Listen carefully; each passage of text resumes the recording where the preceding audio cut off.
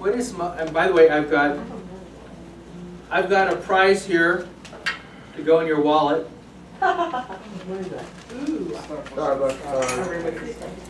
There's a prize here to go in your wallet for the most unusual thing in a wallet this morning. Pull them out, dig them out if you've got them. What is the most unusual thing in your wallet?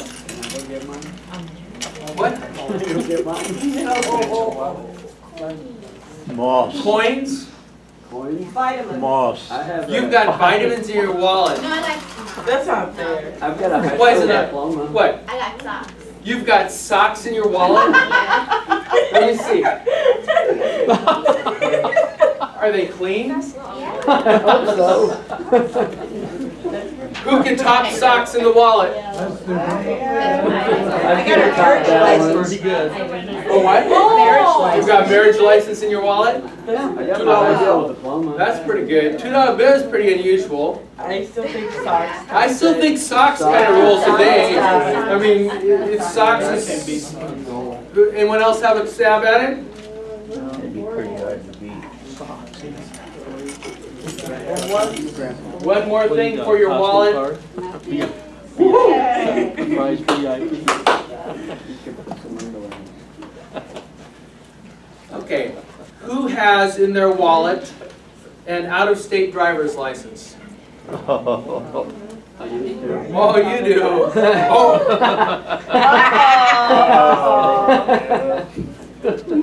Who's got a student identification card in their wallet?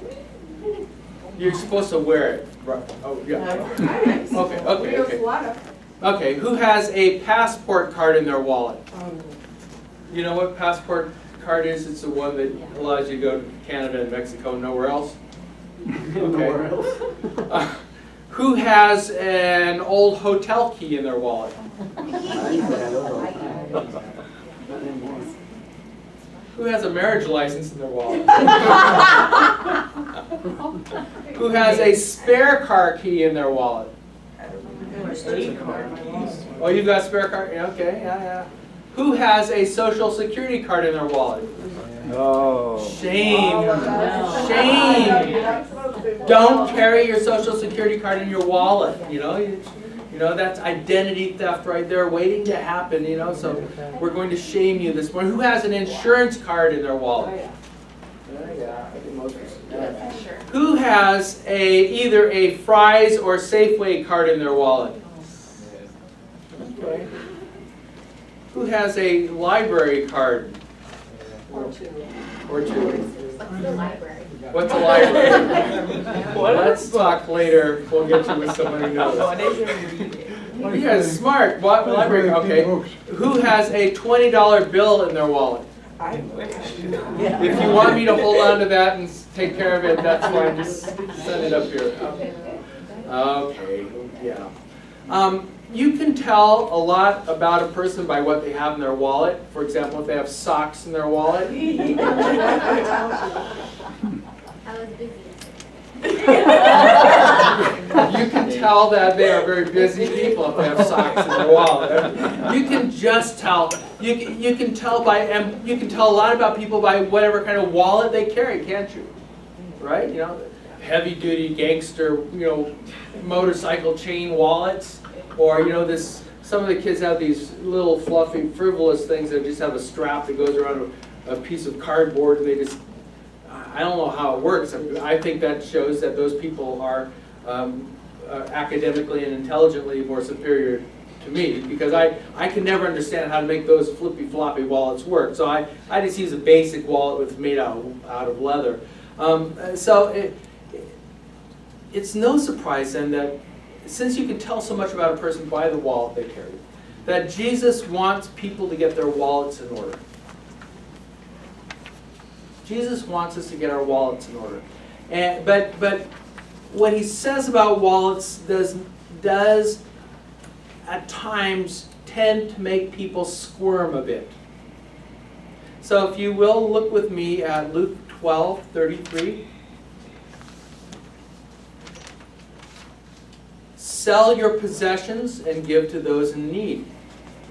Make for yourselves wallets that don't wear out, a treasure in heaven that never runs out, No thief comes near there, and no moth destroys. Now, it's helpful to kind of step into this scene with Jesus, especially when he starts making these statements, these kinds of statements that make people squirm. Jesus was awfully good at getting people to squirm whenever he opened his mouth. There seemed to be things that just got people. And in our text this morning, he is both trying to build the confidence of the disciples and to make them squirm for a reason. And the amazing thing about Jesus is he's doing it at the same time. So step back a bit to verse 32 to see the context where he says, don't be afraid, little flock, because your Father delights in giving you the kingdom. Don't be afraid, little flock, because your Father delights in giving you the kingdom. When he makes that statement, what do you think? Is he trying to make them squirm, or is he trying to add confidence to their lives in that statement? What do you think? Confidence building? Yeah, I tend to go with that. In the preceding verses, if you step back even further before what we read this morning, what Alex read for us, in verses 22 to 31, Jesus talks about how God takes care of the birds and the lilies and the plants of the field, all of which are relatively unimportant compared to you, because, in verse 32 again, he says that God takes pleasure in giving you the kingdom. Even though the birds and the lilies are well cared for, they don't get his kingdom. Right? Jesus is constantly talking about this kingdom of his, and it's how he describes his agenda, his will for the world and for you. It's this alternative countercultural kingdom. All other kingdoms are built on acquisition and management of power. All other kingdoms are built around command and control. But Jesus' kingdom is about loving your enemies. Something which would be considered, well, for most of us, and it would be considered impractical and perhaps seditious in many kingdoms. But Jesus' kingdom is characterized by showing mercy, especially to those who don't deserve it, right? I know that I've shared this with you before, but I'll repeat it because I know that repetition helps things sink in. Justice is when you get what you deserve. Grace is when you get something that you don't deserve. And mercy is when you don't get what you deserve. Other kingdoms are built on acquisition and expansion of wealth and resources. Jesus' kingdom is built on giving stuff away, mercifully giving stuff away, so that you can trust him more to take care of you and to take care of your needs, and so that the poor are cared for. Jesus' kingdom turns absolutely everything upside down. And Jesus' kingdom changes all the rules. And that is why we squirm so much of the time when Jesus opens his mouth. So he tells his followers to give up fear, because he is giving them the kingdom, the keys to the kingdom, so to speak. And from now on, he says, if you seek first the kingdom, verse 31, the infinite, vast resources of that kingdom will be yours. So stop worrying now. He's going to give you the kingdom. Don't be afraid, little flock, says the good shepherd, because your Father delights in giving you the kingdom. Now, of course, some of us seem to enjoy worrying. We like the adrenaline rush that comes with fear and panic and despair. Now, most of us will not admit that, but it's probably true. Worrying and being afraid makes us feel important, as though we're in charge, or as though we should be in charge. as though it all revolves around me and my state of being, and that somehow through my worrying about all of this, and through all the fear that I have about all this, I am going to be able to fix the world's problems. If I worry hard enough, I'm going to be able to fix it. But Jesus raises the squirm level in the face of our worry. Verse 33. Sell your possessions and give to those in need. Sell your possessions and give to those in need. We all squirm when we hear Jesus say these kinds of things. You know, we kind of have this ongoing conversation with him where we say, well, Jesus, I'm sure you probably don't literally mean sell everything, do you? Maybe, Jesus, you're thinking of the unnecessary luxuries. But he doesn't say that. Or maybe he's talking about the things that are extra that we have lying around, like if we have socks in our purse, you know.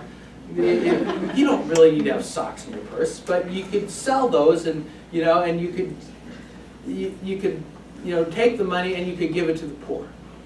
Or he doesn't say that either, Or maybe he means the possessions that have started to consume me, that I just really become really attached to, and have just become all about what my life is all about. But he doesn't say that either. And the dialogue goes on. He'd say, well, certainly he doesn't want me to sell my ukuleles. Right? Let's have a vote. Certainly he doesn't want, sell. Certainly he doesn't want me to sell my bicycles. I have way more emotional attachment to my bikes than I do to any of our cars, to show you how out of sync I am with everything.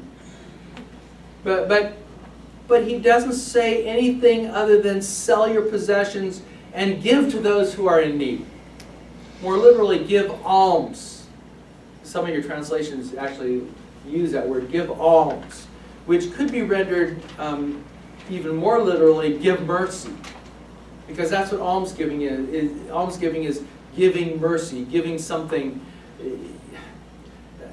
to people who absolutely do not deserve to get it. It's what we give. It's out of obligation. It's not out of obligation. Some of the giving that we do is out of obligation, but this is different. It's because we've been moved by mercy. We've been moved by compassionate love for someone.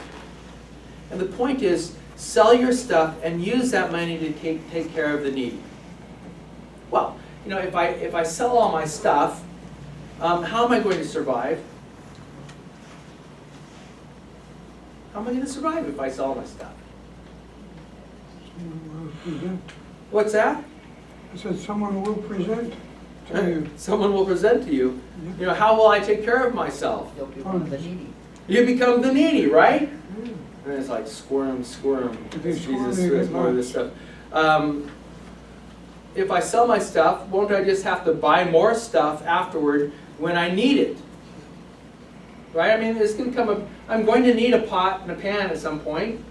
What if I sell my pots and pans now? I'm going to have to buy one later in order to cook stuff. Squirm. Jesus does not suggest a solution to this problem. He allows people to squirm with it. But there are some things that we can, in good conscience, accumulate, he says. Verse 33 continues, and it brings us back to our wallets. Make for yourselves wallets that don't wear out. A treasure in heaven that never runs out. No thief comes near there, and no moth destroys. Now, some translations say, make purses for yourselves that don't wear out, which of course means that all the men are off the hook. Because in spite of the failed man purse trend, men do not carry purses. At least real men don't carry purses. So this text is obviously this is addressed to women, right? It doesn't apply to men. so men can accumulate junk and women give it away. You'd be amazed at what some people do to eliminate the squirm in Jesus' teaching. But wallet is actually a good translation here. It pretty much means what purse meant in the Old English. A purse is what you use to carry your loot. And Jesus doesn't say that we should stop using wallets, but he commands that we make and use alternative wallets for ourselves. That's fitting considering that he's setting up this alternative kingdom. You can still carry a wallet, but make sure that it is a kingdom brand wallet. Look at your wallet, make sure it's kingdom brand wallet. A wallet that can hold a different kind of currency. A wallet that is not going to get pickpocketed or wear out or fall apart. I'm going to talk about security. You don't even have to hire a bodyguard for this. My wallets are always wearing out and falling apart. Look at this thing. It is small. I cleaned it out so I wouldn't look so ridiculous. You took out the extra pair of socks. I took out my extra pair of socks. But my wallets, this one's still, it's going to survive for another few weeks, I'm sure. But my wallets are always wearing out. So then I buy one made out of better leather. That will last longer. Or better, more heavier canvas. Or maybe the next wallet that I get will be made out of metal. That's kind of the new thing, metal wallets. I'm still praying about whether I should get one of those. But the same thing happens no matter what it's made out of, whether it's leather or canvas or metal. The same thing happens if you get metal, then you have hinge problems. I've done a study on that. You have airport problems too. Yeah, I have airport problems no matter what anyway. but the same thing happens over and over again. The wallets wear out and they fall apart, or the wallets get lost. You need a bigger jar. A bigger jar. Who here has ever lost a wallet? You lost a wallet? Yeah, you lost. What was that like when you lost that wallet? Panic. We need to start over. Had to get my ID.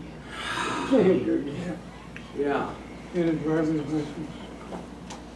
So Jesus doesn't want us to count on those wallets or what's in those wallets, especially the socks. The weight it will fill. It's not just the insecurity associated with wallets that get stolen or fall apart. The issue is actually quite deeper than that. If you look at verse 34, where your treasure is, there your heart will be also. Where your treasure is, your heart will be also. Jesus was a master psychologist even before Freud came along, light years ahead of Freud, still is light years ahead of Freud and his followers. We are wired in such a way that our attitudes and our affections follow our actions. Our attitudes and our affections follow our actions. So if you, let's say you invest in an Apple computer or an Apple iPhone, once you do that, you're lost. Because then you start to see Apple as superior to every other option out there because, well, you have this internal conversation with yourself, right? And you say, yeah, well, I paid a little extra more for this, and it really does the same thing as all these others, but, it was worth it because I paid for it. After all, I love Apple, and Apple is best, and that's got to be the case, or I would have invested all the extra money. Why would I have invested all of this extra money in their system if they weren't the best, right? So in psychological terms, does anybody know what that's called? What is it? Sometimes you lose. It's called cognitive dissonance. If you invest your money in Covenant Kids Congo, suddenly or gradually, you start to love those kids in the Congo. maybe you even start to love the country where they live, and you become interested in the news from the Congo. And maybe even you go to the Congo to visit your kids there, even though it's not a prime tourist destination. There is no Disneyland in the Democratic Republic of Congo. And the U.S. State Department, at least continuing through this week, advises against visiting the Democratic Republic of Congo. True. So can you see what's happening here? Even though all these things are against it, you kind of start to shift your focus that direction, and your heart is starting to follow your money. PBS knows this well. They know that if they can get you to make a small donation, even if your heart's not into it, and so they will use shame or they will use guilt to get that first donation out of you. And then more. And even though they know that shame and guilt are not good long-term motivators, you cannot keep up a donor-contributor relationship for a long term using shame or guilt. People will shut down eventually on that.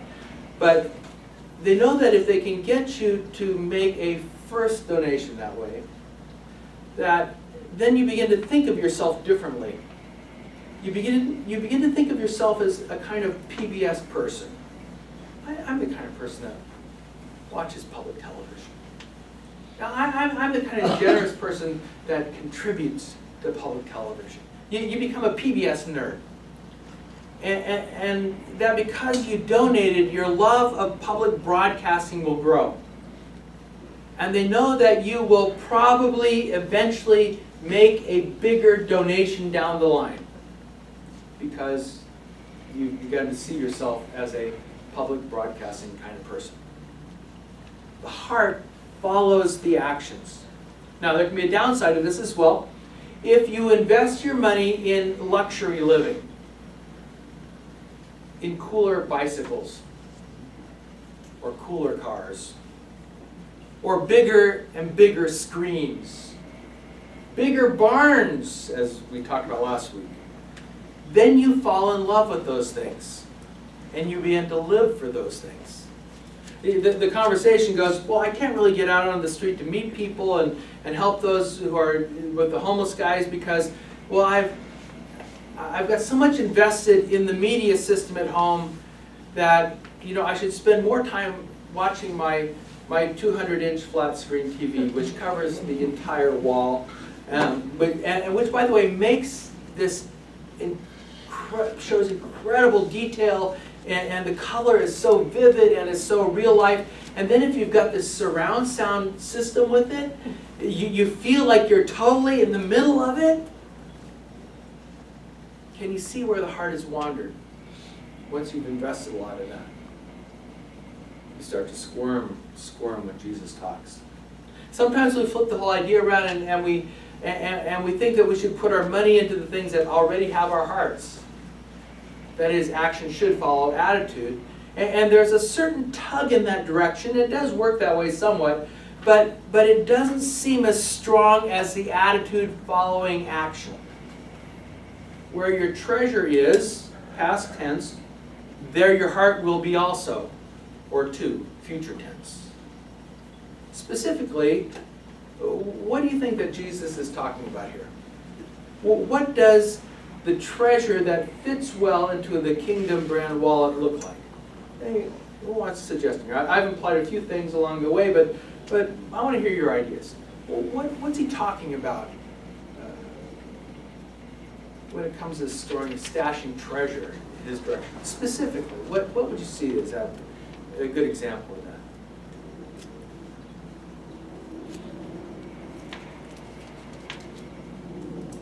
Everyone's shy.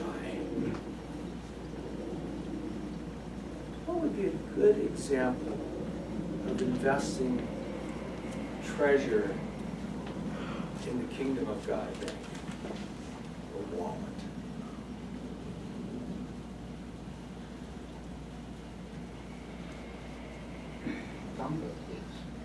Congo kids, what are those like? Trying to build up. Yeah. You need 250 million different projects that the churches are in. Okay. Just something that's actually beneficial to the kingdom. blessed people. Yeah, and it can go in some institutional direction, or it can go in, it doesn't have to be institutionalized either. You know, it can be relationally, that you're investing in the lives of poor and needy people, or Get such. a kid a scholarship to go to a Christian school. Yeah. Or if you invest your time in working with the Boys and Girls Club on the Indian Reservation, or school. Yeah, you're investing that direction, and then your heart starts to follow that, and you become, well, you start to love those people. Now, if it started out, make a donation, you know, if you really think this is a good cause, make a donation. That's not as good a sell as if you come out there and you're investing there. You can adopt a kid. You can adopt a kid. That is a long-term investment in the kingdom of God. To adopt a child, or to take in a foster child, or multiple foster kids. I mean, that is investing in the kingdom. It's investing the resources. Other examples. Blood donor card. Say that again. Blood donor card. The blood donor. Yeah, that's actually simple for most of us. Some of us faint. But for most of us, we can give blood, and we're just giving. You know, we don't really get anything out of it ourselves. We're not stashing for ourselves. Get free cookies. That's true, and it depends if you go which day, orange juice or apple juice. The Baptist church always They has have homemade Powerade, cookies. What's that? I said the Baptist church always has homemade cookies at their blood donating. Man, I like those Baptists over there. Anything that is given without expectation. Yeah. Anything that's given without an expectation of return. So this is why we're called to love our enemies. The expectation is that we are not going to get a return off of that, right? You're just pouring stuff down the sink, as most people would think of it. But you're giving without expectation of return, which, you know, theologically point back to the way God loves. I mean, we could spend hours unpacking that. That's a good idea. But the point is, invest today in God's kingdom. And Jesus says, well, it better be today. You better start making some investments in those kinds of wallets today, because time is running out. This offer is not going to last forever. Call before midnight tonight. And you need to be ready for His coming. That's the message of verses 35 to 40. Act now, don't put it off, or you will be shamed when you are caught by surprise. And it will happen. It's going to happen, it says. You don't know when it will be, so you need to get working on filling your kingdom brand wallets right now. What are you going to do to contribute to your kingdom wallet today? I mean, in a few minutes after lunch, you're going to walk out of here. And once you get past these doors, how will your life be adding to the kingdom wallet? The key point this morning is to follow Jesus is to invest in filling a kingdom brand wallet. To follow Jesus is to invest in filling a kingdom brand wallet. We're all squirming over whether we can or whether we should sell this possession or that possession. Jesus is actually enjoying us squirming over those things, because then we're processing. We're working on it. But the point is, if we start investing in kingdom brand wallets, God will make it clear, and He will enable us to sell whatever we need to get rid of. We don't have to worry about that. It will become clear once you start investing in kingdom brand wallets. You see, once we start investing in the kingdom, then our hearts drift that direction of the kingdom. And once that happens, then our hearts are transformed and changed, and everything is put into perspective, and that's the good news. Pull out your bulletins, please, and you'll find the affirmation of faith. These are words from a parallel account of Jesus' teaching on kingdom wallets, and this is the Message translation or paraphrase. And as we say these words, as we